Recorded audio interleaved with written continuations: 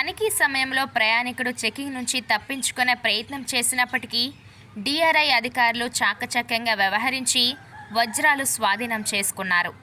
ఇక అక్రమ వజ్రాలతో పట్టుబడ్డ వ్యక్తిని చెన్నై డిఆర్ఐ అధికారులు విచారిస్తున్నారు. వజ్రాల స్మగ్లింగ్లో అతని వెనుక ఉన్న నెట్వర్క్పై దర్యాప్తు చేస్తున్నారు. చట్టవిరుద్ధమైన లావాదేవీల విషయంలో సహించేదే లేదని హెచ్చరించారు డిఆర్ఐ అధికారులు. వివరాల్లోకి వెళ్తే చెన్నై ఎయిర్పోర్టులో డిఆర్ఐ అధికారులు వజ్రాల స్మగ్లింగ్ చేస్తున్న ఓ వ్యక్తిని అరెస్టు చేశారు. అతని వద్ద నుంచి సుమారు 2.5 కోట్ల విలువైన వజ్రాలను స్వాధీనం చేసుకుని సీజ్ చేశారు. విమానంలో బ్యాంకాక్ వెళ్లేందుకు ప్రయత్నించిన వ్యక్తిని చెన్నై ఎయిర్పోర్ట్ అధికారులు తనిఖీ చేయగా అక్రమ వజ్రాల గుట్టు రట్టయింది.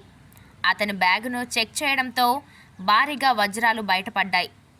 1003.99 క్యారెట్ల డైమండ్స్గా గుర్తించి వాటి విలువ సుమారు 2 కోట్ల 33 లక్షలు ఉంటుందని చెన్నై ఎయిర్పోర్ట్ అధికారులు అంచనా వేశారు.